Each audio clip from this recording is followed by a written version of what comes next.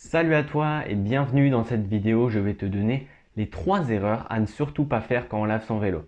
Alors déjà, c'est très important de bien laver son vélo parce que déjà, ça va permettre du coup de mieux préserver ton matériel et du coup, dans cette vidéo, je vais t'apprendre à bien préserver ton matériel tout en ayant un vélo propre. Avant de commencer la vidéo, je voulais juste te parler d'un truc, quelques secondes. C'est que j'ai découvert une chaîne qui est vraiment pas mal et j'aimerais bien du coup te la partager aussi. Et le concept est sympa en fait, c'est comme moi de donner des tutos, donner des conseils, mais sur cette chaîne-là, qui se nomme VTT Plaisir XC Sud-Est, je te la mettrai dans la description, et ben celui qui tient cette chaîne te donne des conseils mais en roulant et du coup j'ai trouvé ça assez sympa. Du coup bah je t'invite à aller la voir et du coup on commence avec le sujet de la vidéo d'aujourd'hui. Allez, c'est parti. Donc voilà, maintenant on passe à la première erreur. La première erreur que les VTTistes font et du coup qui endommage les pièces, c'est tout simplement de ne pas laver son vélo directement après sa sortie. Donc oui, des fois on n'a pas forcément le temps de les laver, on n'a pas l'occasion, par exemple on peut rouler, faire sa course et tout. Et après on a envie de rentrer chez nous tranquille parce qu'on est fatigué de notre sortie ou alors de notre course. Du coup on a tendance à pas forcément laver tout le temps notre vélo. Et c'est une erreur. C'est une erreur que font la majorité des VTTistes que je connais. Et le problème, c'est qu'en fait, si vous ne lavez pas votre vélo, ça va grandement endommager les pièces du vélo. Surtout les pièces comme la transmission ou alors les roulements de la suspension si vous avez un dos suspendu. Mais voilà. Et vous n'avez pas forcément envie de changer tout le temps ces pièces. Du coup, essayez de laver le plus possible après votre sortie votre vélo.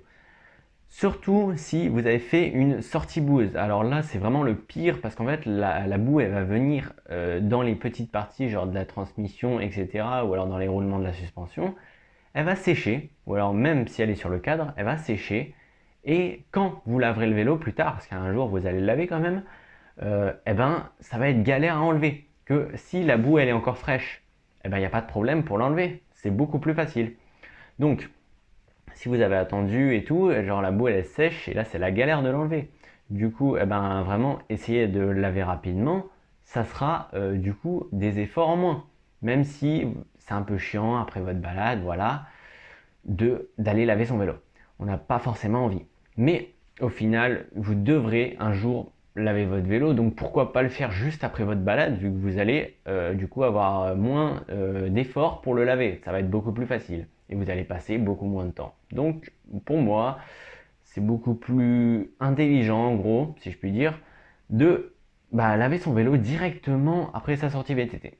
Après voilà, de temps en temps quand même, on est vachement fatigué après les sorties VTT, donc là je comprends vraiment les gens qui lavent pas forcément, hein. Mais bon, essayez le plus possible. D'ailleurs, je tiens juste à remercier les organisateurs, par exemple pendant les courses ou de la Coupe de France, ou alors au Roc d'Azur, parce qu'ils mettent des jets d'eau à disposition gratuitement, comme ça après notre course on peut aller laver notre vélo et du coup pas l'abîmer, le garder super beau et en bonne forme. Du coup, vraiment merci parce qu'en plus c'est gratuit. Ok, il faut faire la queue, c'est un peu chiant, mais finalement, est-ce que vous préférez faire la queue, que ça soit gratuit, ou alors du coup payer votre propre eau que vous dépensez et ne pas faire la queue. Après là c'est votre choix, perso moi je préfère ne pas payer et attendre quelques minutes pour faire la queue. Bon, Roc d'Azur c'est vrai que c'est un beau bazar quand même, la queue est très très longue, donc au Roc d'Azur c'est limite. Moi je pense que je préfère aller chez moi le laver. Du coup voilà, merci aux organisateurs, juste ça. Donc on passe au deuxième conseil. Alors ce deuxième conseil, c'est tout simplement de laver son vélo avec des jets haute pression comme on trouve dans les stations de lavage pour les voitures. Vous voyez ce que je veux dire? C'est comme la marque Karcher, bon c'est pas pour la marque, mais c'est la plus connue pour que vous voyez ce que je veux dire. C'est des jets haute pression, voilà. Et du coup, c'est très très mauvais pour le vélo de laver du coup son vélo avec des jets haute pression. On reprend notre exemple de tout à l'heure avec la boue.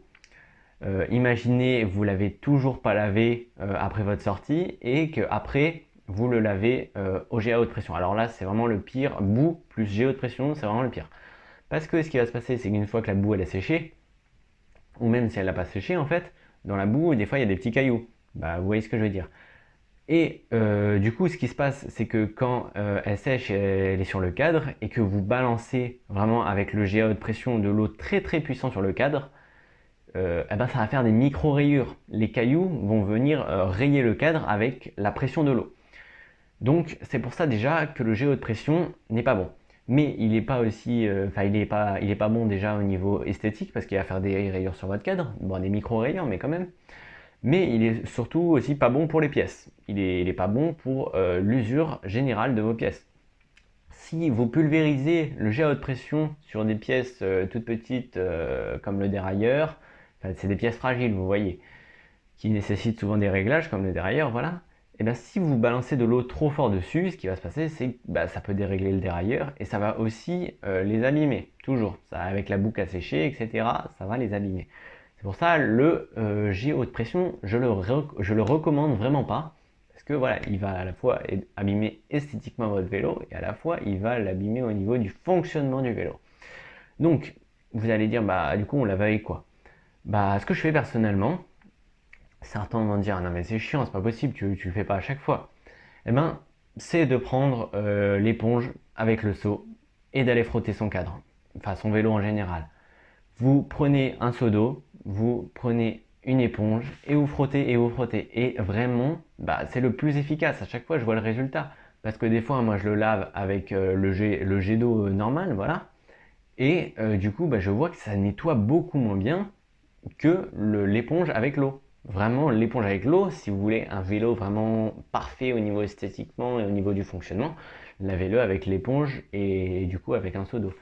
Notamment si par exemple vous voulez vendre votre vélo, vous voulez vraiment qu'il soit nickel, genre il brille nickel et tout, voilà, qui fonctionne très très bien, prenez une éponge, un seau, voilà, vos produits pour nettoyer votre vélo et ça va aller nickel. Si vous êtes du coup un peu moins courageux, ce que je comprends parce que c'est ce que je fais des fois, c'est de prendre un tuyau d'eau, du coup pas à haute pression, mais un tuyau d'arrosage qui balance de l'eau quand même à une pression normale, pas non plus une pression faible.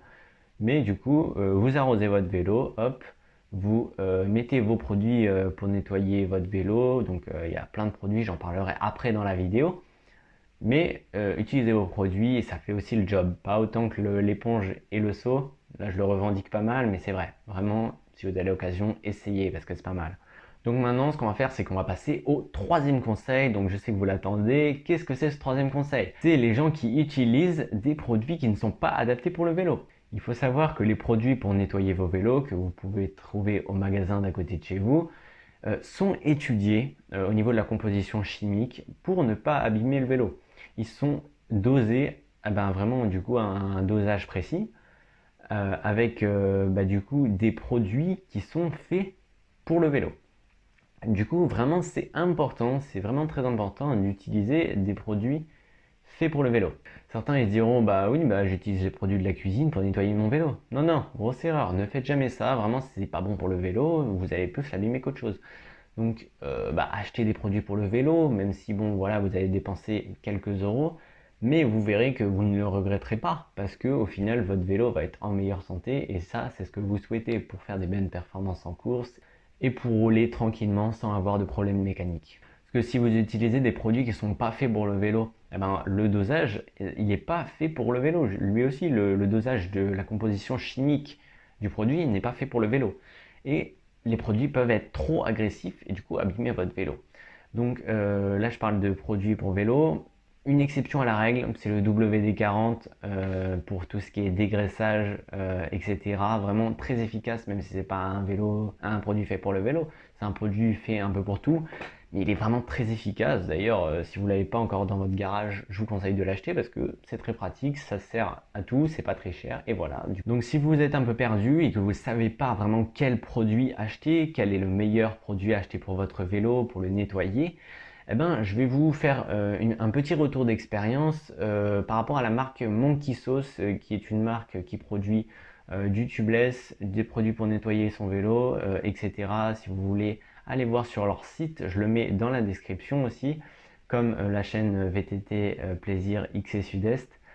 Pas de problème, je vous le mets dans la description. Et en fait, parce que du coup j'ai testé cette marque et notamment le produit pour le nettoyer, le produit qui fait un peu tout.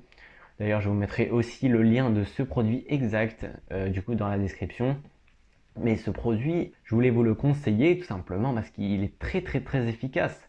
Du coup, moi j'ai fait une expérience et du coup, en fait, cette expérience, c'est tout simplement de rouler dans la boue, ne pas laver mon vélo après, donc vraiment faire tout ce qu'il faut pas. Et au bout de plusieurs sorties, toujours pas nettoyer le vélo, même si c'est pas bon pour le vélo. Et après, du coup, j'ai essayé le produit Monkey Sauce. J'ai lavé justement au jet d'eau et avec le produit Monkey Sauce. Et vraiment, la boue, elle est partie direct, sans difficulté. Même pas besoin de frotter avec l'éponge. Et le vélo, après, il brillait. Il était nickel, de chez nickel. Bon, quelques petits trucs du coup à repasser. Qu'on peut pas non plus, il peut pas être nickel juste avec tout ce qu'il a vécu, la boue qui a séché, etc. Donc j'avais quelques petits détails à peaufiner. Mais vraiment, du coup, je voulais vous conseiller le produit Monkey Sauce.